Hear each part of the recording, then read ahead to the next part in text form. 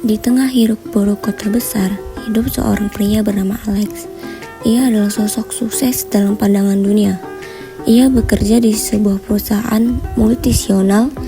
Ia juga berpenghasilan tinggi dan memiliki segala kemewahan yang bisa dia beli dengan uang. Namun di balik senyum dan gaya hidup glamor itu, hatinya kosong. Ia sering merasa gelisah tanpa sebab, seperti ada bagian dari dirinya yang hilang. Alex tumbuh dari keluarga yang religius. Namun sejak ia sukses dan terjerumus dalam kehidupan malam serta pergaulan bebas, ia perlahan meninggalkan ajaran agamanya. Sholat dilupakan, Al-Quran tak pernah disentuh lagi, dan dosa-dosa terus dilakukan tanpa rasa takut. Hingga suatu malam ketika ia pulang dari pesta, ia pun mengalami kecelakaan yang hebat. Hidupnya pun seketika berubah. Ia selamat, tapi luka yang ia alamin membuatnya harus dirawat cukup lama. Di tengah masa pemulihan, Alex merenung. Ia mulai bertanya pada dirinya sendiri, apa tujuan hidupku sebenarnya? Rasa bersalah dan takut akan kematian mulai muncul. Ia pun teringat dengan suara ibunya yang selalu mengingatkannya untuk kembali kepada Allah Subhanahu wa Ta'ala.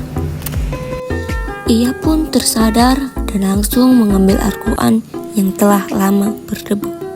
Di situ ia menemukan ayat yang artinya, katakanlah, wahai hamba-hambaku yang melampaui batas terhadap diri mereka sendiri, janganlah kalian terputus asa dari rahmat Allah. Sesungguhnya Allah mengampuni dosa-dosa hambanya.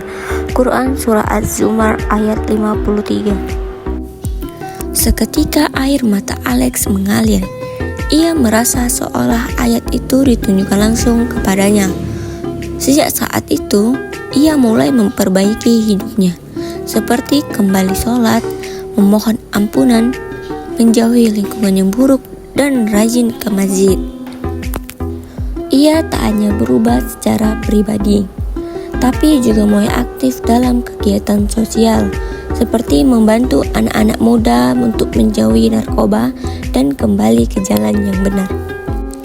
Kini Alex bukan hanya dikenal sebagai pebisnis sukses, tapi juga sebagai inspirasi banyak orang.